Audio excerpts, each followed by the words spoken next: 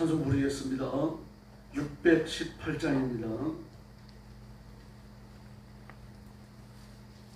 찬송가 618장 부르겠습니다.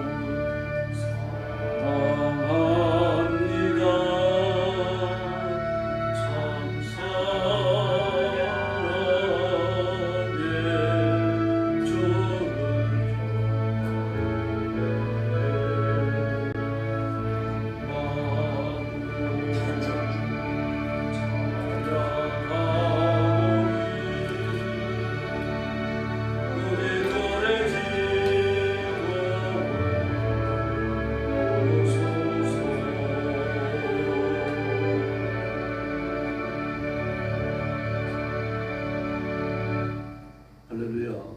620장 부르겠습니다. 찬송가 620장입니다.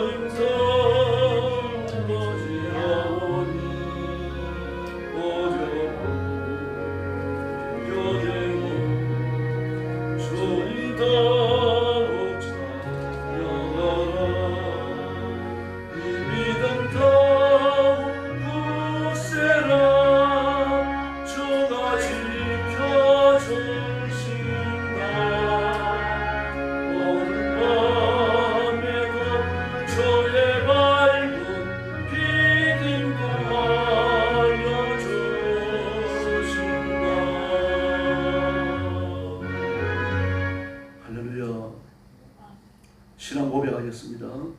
나는 전능하신 아버지 하나님 천지의 창조주를 믿습니다. 나는 그의 유일하신 아들 우리 주 예수 그리스도를 믿습니다.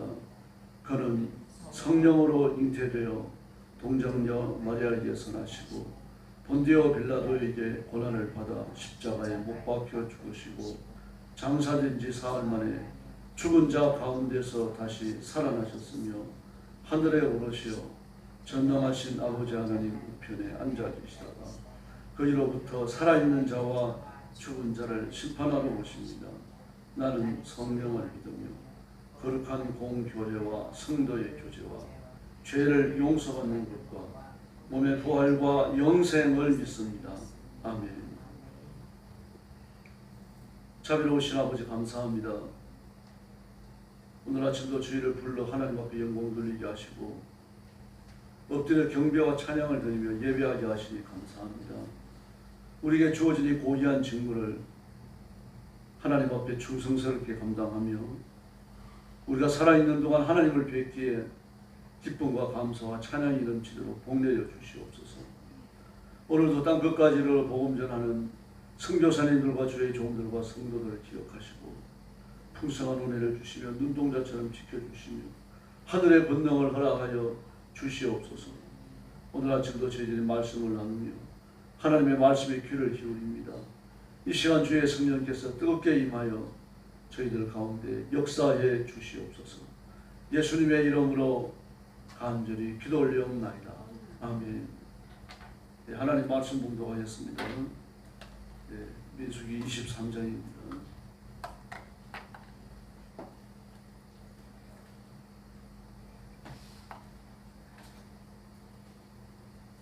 네, 1절 말씀부터 제가 먼저 봉독합니다. 발람이 발락에게 이르되 나를 위하여 여기 제단 7을 쌓고 그의 수송아지 7마리와 수양 7마리를 준비하소서 하니 발락이 발람의 말대로 준비한 후에 발락과 발람이 제단에 수송아지와 순양을 드리니라. 발람이 발락에게 이르되 당신의 번제물 곁에 서소서. 나는 저리로 가리이다. 여호와께서 혹시 오셔서 나를 만나시리니 그가 내게 지시하는 것을 다 당신에게 알리리이다 하고 언덕으로 가니 하나님이 발람에게 임하시는지라. 발람이 아뢰되 내가 7 제단을 쌓고 각 제단에 수송아지와 순양을 드렸나이다.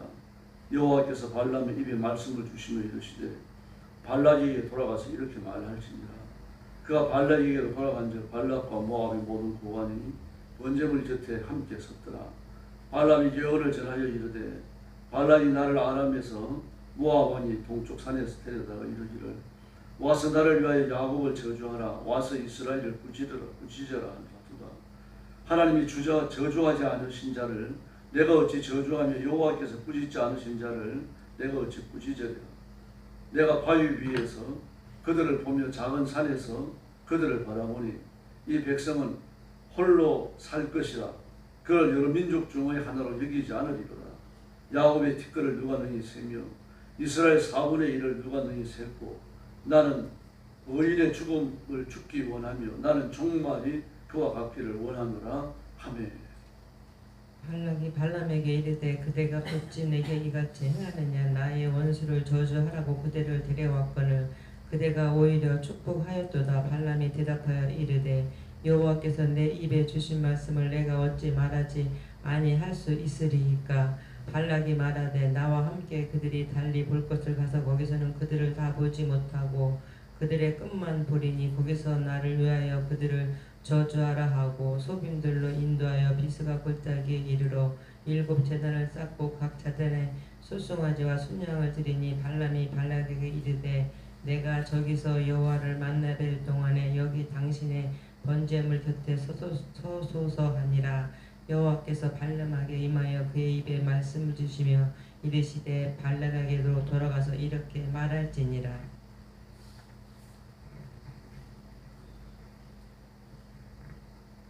발락이 가서 모든 발락을 번제물 곁에 섰고 모압 구관들이 함께 있더라. 발락이 발람에게 이르되 여호와께서 무슨 말씀을 하시더냐.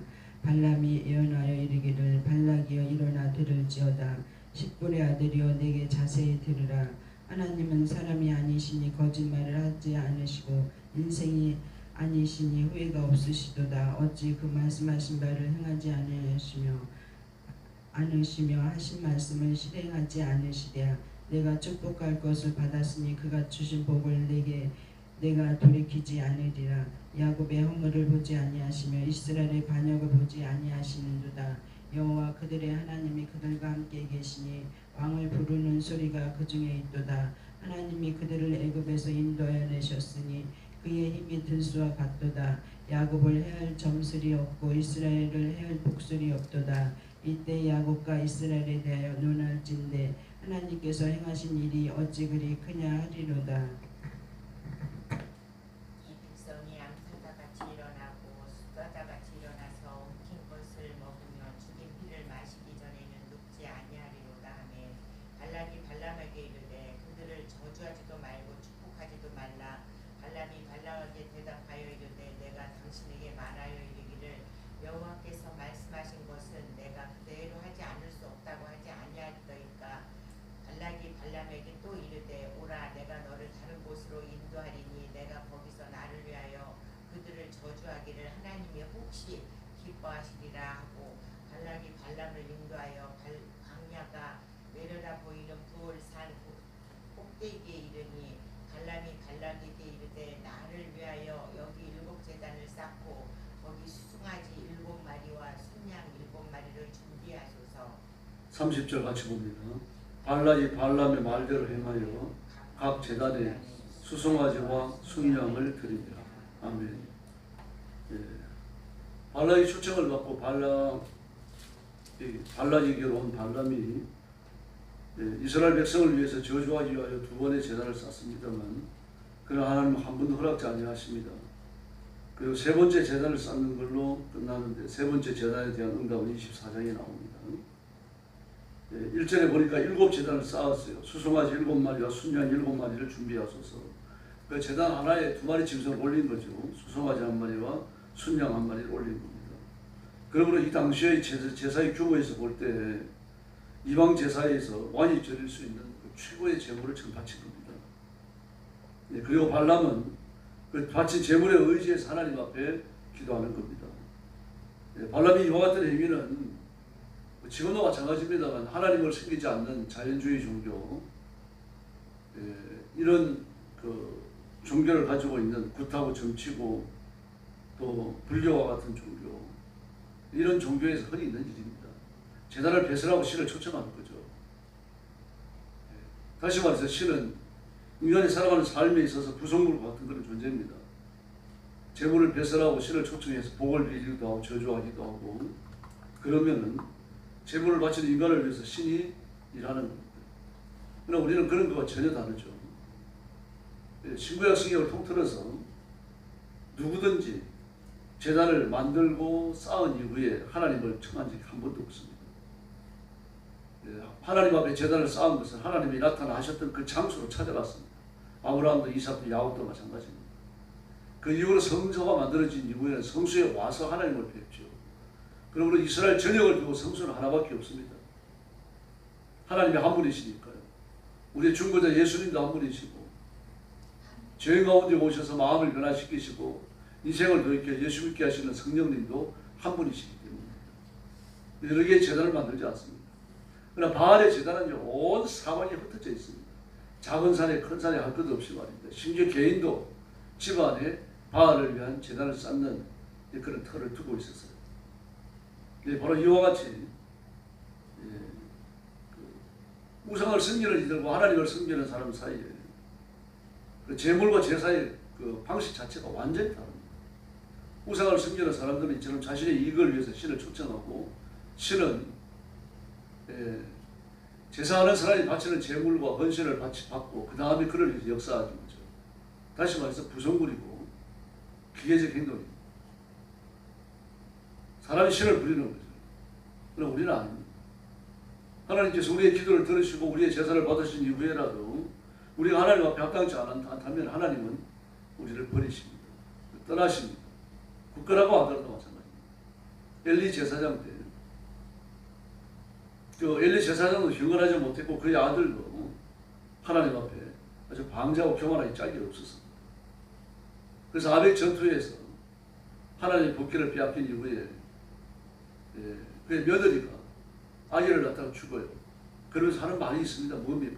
아이의 이름을 네가 모시라고 짓죠. 하나님의 영광이 떠났다. 하나님의 영광이 이스라엘을 떠났다라고 말합니다. 그러나 그 좋은 표현입니다.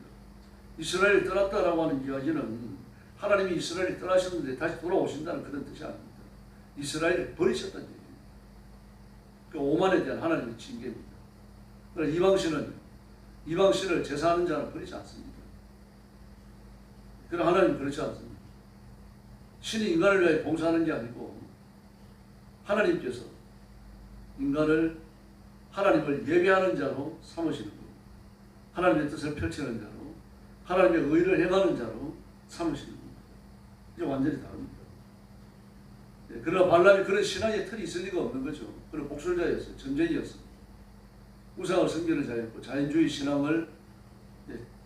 신앙의 체계를 갖고 있는 그런 자입니다. 그래서 7개의 단을 쌓고 14마리의 짐승을 드렸어요. 그 당시 우상을 숭배하는 자가 신에게 바치는 가장 최상의 예물을 바친 겁니다. 그리고 나서 하나님의 임재와 하나님의 말씀을 기다리고 있는 겁니다. 근데 하나님 임하셨어요. 어떤 분들은 이걸 가지고 설전을 많이 벌입니다. 설전할 것도 없어요. 왜 그렇습니까? 하나님께서 이방 선자를 이용하신다고 해서 뭐가 잘못됐습니까? 전혀 잘못된 게 없죠. 하나님의 뜻을 전달하고 하나님의 의를 전달하기 위해서 마귀의 입을 쓰시면 어떻습니까? 근데 실제로 마귀의 입도 쓰시잖아요. 그래서 발람이 예언합니다. 8절에 보니까 하나님이 저주하지 않으신 자를 내가 저주하고 하나님이 꾸짖지 않은 산자를 어떻게 꾸짖겠느냐 그렇게 말합니다. 그러면서 9절 말씀에는 이 백성은 홀로 살 것이라. 세상에 많은 민족과 많은 국가가 있지만 이 백성은 홀로 산다. 이 말을 오해하면 저주라고 이야기하는데 저주가 절대 아니죠. 왜 그렇습니까? 하나님 앞에 바로된 백성은 이스라엘 백성 하나밖에 없다는 얘기입니다. 다른 민족과 다른 백성과 다른 나라는 하나님 인정도 안 한다는 뜻이에요. 유일하다는 얘기입니다. 하나님의 명을 받고 하나님 앞에 예배하며 하나님 말씀을 받는 이스라엘 백성들, 그들에 대한 하나님의 뜨거운 사랑과 관심과 애정이 이렇게 드러나고 있는 겁니다. 이걸 분명히 기억하셔야 됩니다. 하나님께 예수님께서 산상수훈에서 너희만이 세상의 빛이다, 너희만이 세상의 소금이다 라고 말합니다. 그럼 이 땅에 기독교인만 못한 그런 사람들만 삽니까? 그렇지 않잖아요. 기독교인보다 훌륭한 인격을 가지고 있고 기독교인보다 훌륭한 사회사업을 하는 사람이 얼마나 많습니까? 그러나 그들도 하나님 앞에 인정받을 것 같은데 인정 안 하신다는 얘기입니다. 예수 믿고 거듭난 사람은 그리스도의 보혈로 씻김받은 자들이 하나님의 자녀이며 그들이 하나님의 종이며 그들이 하나님의 일을 하는 사람인 줄로 믿습니다. 그런데 하나님께서 그렇게 사는 이스라엘 백성을 번성케 하십니다. 이건 이스라엘 백성이 옳아서가 아니고 하나님이 그 백성을 높이시는 겁니다. 그래서 10절 말씀에 보니까 야곱의 티끌을 누가 세겠느냐. 너희가 지금 300만 가지고 깜짝 놀란다고 말입니다. 이스라엘 백성의 숫자가 얼마나 늘어날지 너희들이 짐작도 못한다. 그 말씀을 하고 계시는 겁니다. 이렇게 말하고 나니까 발람이 깜짝 놀라는 거죠. 아니 이스라엘을 저주하라고 데려왔는데 너는 어떻게 이런 말을 하느냐. 그랬습니다. 근데 발람이 말합니다. 여호와께서 내 입에 주신 말씀을 내가 어찌 말하지 않겠느냐. 이런 표현을 주의하셔야 돼요. 이런 표현을 놓고서 발람이 하나님을 섬기는 사람이라고 생각합니다만 그렇지 않아요. 근데 그는 다만 자연주의 종교를 믿고 있는 복술자 점쟁이로서 그냥 많은 신들을 섭렵할 뿐입니다. 하나님께 쓰시는 것, 다만 하나님께서 그를 쓰셨을 뿐입니다. 그를 쓰신 이유는요. 발락이 고용됐기 때문입니다. 앞으로 모압도 무너지는 거죠. 아우리가 무너지고 발락이 무너지고 모압이 무너지고 올라가서 암몬이 무너집니다. 그리고 나서 이스라엘 점령하고 암몬 지역에 르우벤 지파와 므낫세 두 지파 반이 거기에 살잖아요. 므낫세 반 지파가 거기에 사는 거죠. 바로 그들이 살 수 있는 그 지경을 하나님이 준비하고 계시는 겁니다. 발락이 이제 발람을 또 데리고 갑니다. 그리고 이스라엘의 다른 모습을 보게 해요. 그리고 또다시 단을 쌓습니다. 두 번째 단을 쌓아요. 13절 이하의 말씀에서요. 역시 소민들로 데려다가 비스가 꼭대기에 이르러 7제단을 쌓고 각 제단에 수송아지와 순양을 드리니 첫 번째와 똑같이 최고의 예물을 바쳤습니다. 그런데 하나님께서 말씀하십니다. 발라지야 일어나 들어라 10분의 아들이여 내게 자세히 들으라. 그러시면서 이스라엘 백성들이 저주하시는 겁니다. 이스라엘 백성들이 복을 내리시는 겁니다. 23절에 보니까요. 야곱을 해할 정술이 없고 이스라엘을 해할 복술이 없다. 이 백성이 암사자같이 일어서고 수사같이 일어나서 엉킨 것을 먹고 죽인 피를 마시기 전에 눕지 아니하리로다. 할렐루야. 이 복이 임하기를 예수님의 이름으로 축원합니다. 뭐 이러니까 누가 대적을 하겠어요? 발락을 화가 나는 거죠 이제는. 그래서 25절에 보니까요. 발람에게 말합니다. 그를 저주하지도 말고 축복하지도 말라. 그러면서 이제 27절 이하에서 세 번째 예언을 위해 가지고 단을 배설합니다. 오늘도 마찬가지입니다. 하나님께서는요. 자기 백성들, 자기 교회, 자기 성도들, 자기 사람들에게 관심을 가지십니다. 우리가 세속적으로 보면은 전쟁도 일어나고 기후재앙도 오고 견딜 수 없는 많은 어려움이 옵니다. 그 모든 어려움들은요. 그 백성들에 대한 하나님의 뜻입니다. 다시 말해서 이 세상에 있는 모든 그리스도인들 하나님의 교회가 성결하고 의롭고 깨끗하면 세상이 복을 받습니다. 그러나 하나님의 교회, 하나님의 말씀, 그리스도인들이 타락하면요. 하나님 벌을 내리십니다. 그러므로 진리의 말씀에 붙여 서야 됩니다. 또 하나님께서 어느 시대에 교회를 해롭게 하는 자를 일으키십니다. 그렇게 해서 교회를 징계하시고 심판하시고 이 땅에서 연단하셔서 하나님 앞으로 아주 담대하게 걸어가는 신앙을 갖도록 하나님께서 그렇게 만드십니다. 그래서 우리가 하나님의 은혜의 인도함을 받아야 되고 하나님의 은혜의 인도함을 또 구해야 됩니다. 마귀는 저주하고 죽이고 파멸합니다. 복을 빌 수가 없습니다. 마귀가 복을 빈다면 하나님께 빌어야 되는데 마귀가 복을 빌 리가 없는 거죠. 하나님을 대적하는 것이고 이스라엘 백성들을 망하게 하는 것이고 온 세상을 하나님의 구원에서 격리시키는 거예요. 더구나 마귀는 하나님께 직접 대항할 수 없다는 사실을 뼈저리게 깨닫습니다. 계시록 2장에서는 깨닫고 땅으로 내어줬죠. 그 이후로는요 하나님께 대항하지 않습니다.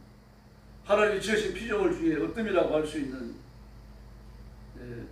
최고라고 할 수 있는 가장 영원롭다고 할 수 있는 인간을 타락시키고 인간을 타락시키고 인간의 역사를 타락시키고 그래서 마침내 하나님이 하시는 죄인을 구원하시는 구원사에 실패하도록 만들려는 겁니다.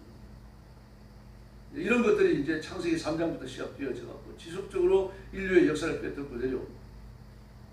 우리가 계시록 이 민수기에서 살펴봤던 것처럼요.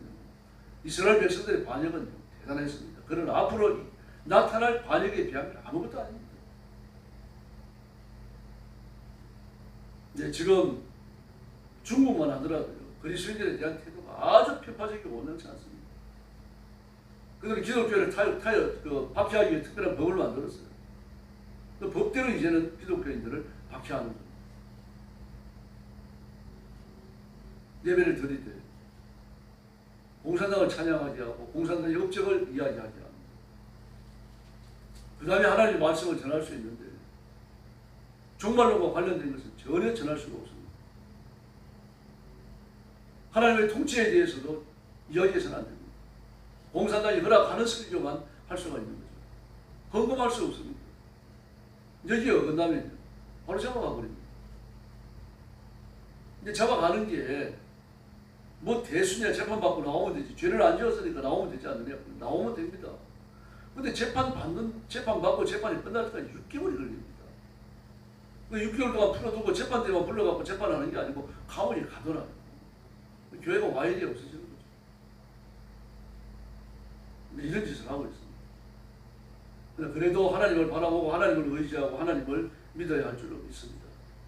그래서 중국에서 가정교회를 하며 그리스도인들을 돌보는 이 교회 지도자들, 교회 목사님들, 전사님들은요, 잡혀갈 걸 각오하고 하는 겁니다. 근데 우리는 그럴 일이 없지 않습니까? 그 앞으로 생길지도 모릅니다. 이단을 비판할 수 없고 다른 종교를 비판할 수 없는 그런 때가 옵니다. 동성애를 비판할 수 없는 그런 때가 옵니다. 앞으로 국회에서 일사천리로 통과될 거예요. 그러나 그 전에 우리는 그것이 통과되지 않기를 위해서 기도해야 됩니다. 하나님 앞에 부르짖어야 되고요. 지난 주일날 어제 금강교에서는 주일 난예례를 마치고 나서 시국 선언을 했습니다. 시국선의 중요한 내용이 이 정부가 공산주의를 지향하고 있으니까 우리가 정부의 그 통치에 100% 다 따를 수 없다. 동성애자를 용납해야 되고 다른 종교도 용납하라고 말하니까 여기에 우리가 따를 수가 없다. 수용할 수 없고 이런 의견을 막 받아들일 수 없다. 이제 그런 내용, 주된 내용이 세 가지였습니다. 그 두 가지하고 또 하나는요. 앞으로 무슬림을 받아들이고 그들의 돈을 갖다 쓰고 그들이 한국에서 정당한 종교로서 그 인정받도록 할 터인데 우리는 거기에도 동조할 수가 없다. 그렇게 이야기했습니다. 그리스도인들이 그런 태도를 가져야 되고 큰 교회들이 그런 시국 선언을 하고 TV에도 내보내고 막 그래야 됩니다. 떠들어야 됩니다. 이렇게 우리는 세상에 있지만 세상에 속하지 않았고 우리는 밥을 먹지만 하나님의 은혜로 살아가는 자들입니다. 옷을 입어야 되나 하나님의 영광을 잃어버리면 가장 비천한 자가 된다는 사실도 깨달아야 합니다. 너희는 땅의 원리로 살지 않습니다. 하나님의 은혜로 살고 하나님의 능력으로 살고 하나님의 권능으로 사는 줄 믿습니다. 그래서 그리스도인들은 이 세상의 원리에 수복하는 것이 아니라 초월의 지평에 서야 됩니다. 하나님의 말씀, 영적 원리, 성령님의 감동을 따라야 할 줄로 믿습니다. 하나님과 동행해야 됩니다. 하나님과 동행한다는 건 하나님께 붙들린 것을 말하는 거죠. 아모스 3장 3절을 보니까요. 두 사람이 의합지 않고야 어찌 동행하겠으며 그럽니다. 두 사람이 의합하려고 하면 한쪽이 고집을 꺾어야 돼요. 내 고집을 꺾어야 됩니다. 내 고집을 꺾고 하나님의 뜻을 세울 때 우리는 하나님과 동행하며 복받게 될 줄로 믿습니다. 다음에 잠언서 3장 13장 20절을 보니까요. 지혜로운 자와 동행하면 지혜를 얻고 미련한 자와 사귀면 해를 받느니라. 할렐루야. 하나님과 동행하면 하나님의 은혜를 믿고 하나님의 지혜를 배우고 하나님의 영향을 받게 될 줄로 믿습니다. 그래서 문제는 하나님의 은혜입니다. 하나님의 은혜를 입으려고 하면 하나님께 가까이 가야 되고 하나님 말씀 앞에 순종해야 되고 하나님께 순종해야 됩니다. 이렇게 하나님과 동행하면 하나님의 은혜를 입고 하나님의 자비를 입고 하나님의 권능을 내가 입게 될 줄로 믿습니다. 온 세상이 망해도요. 은혜 입은 자는 하나님이 반드시 지키시고 구원하시고 이렇게 세우십니다. 하나님께 순종하는 회볼 때가 살아났잖아요. 회개하고 민족이 주님 앞으로 돌아오죠. 엘리야 때도 보시기 바랍니다. 그의 세계는 수많은 기적을 수놓여져 있죠. 죽은 자를 살리고 기업까지 장하게 했어요. 근데 그게 인간의 능력이 아니고 하나님의 은혜였잖아요. 그 갈멜산에서 하나님 앞에 기도하여 응답받고 우상을 섬기는 자 제사장 850명을 처단하고 비가 오니까 이렇게 말합니다. 여호와의 능력이 엘리야에게 임함에 아합 앞서서 달려갔더라. 아합은 왕이니까 말을 탔어요. 그러나 엘리야는 아닙니다. 그래 허리를 돌렸다라고 말합니다. 허리끈을 다시 매수해 단단히 뛰어야 되니까요. 그런데 뛰어가는 엘리야가 아합 앞서 달립니다. 아합이 그걸 볼 때 얼마나 놀랬겠어요. 야 진짜 하나님이 계시는구나 그 생각 안 했겠습니까? 그 은혜가 임하면 가뭄이 들기도 하고 비가 오기도 하고 기후를 주관한다는 이야기입니다. 히스기야의 생애도 기적의 연속입니다. 은혜가 임하니까 수직인 열쇠로 그 쳐들어온 사내립의 군대 랍사기가 끌고 온 사내립의 군대 18만 5천 명 싸우지도 못했잖아요. 처음에는 어떻게 합니까? 1차 전쟁에서는요. 은 300달란트와 금 30달란트를 전쟁 배상비를 바쳐요. 다음에 두 번째 전투가 일어났는데 도저히 이길 길이 없습니다. 대소변을 받아먹고 아이를 잡아먹고 말이죠. 그런 비참한 일이 벌어집니다.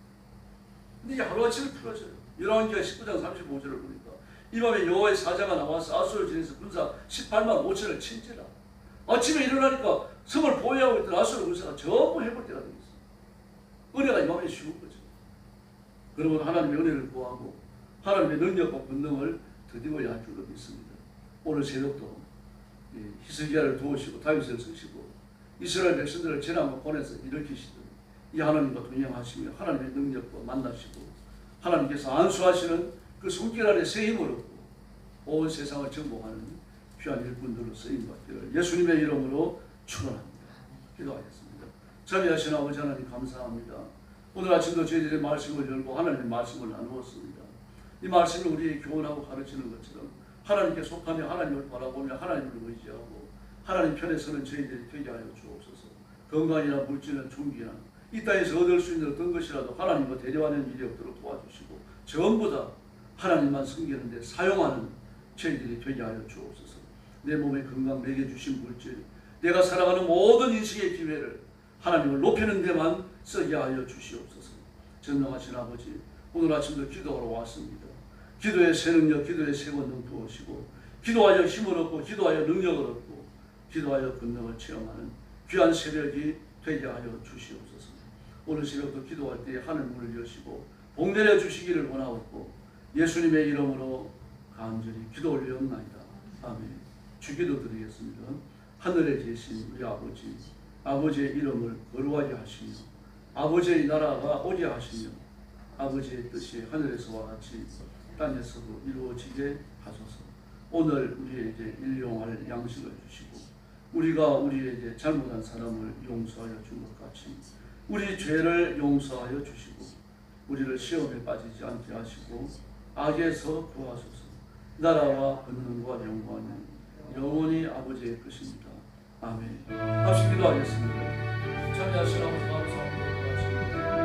주 앞에 나와서 기도합니다.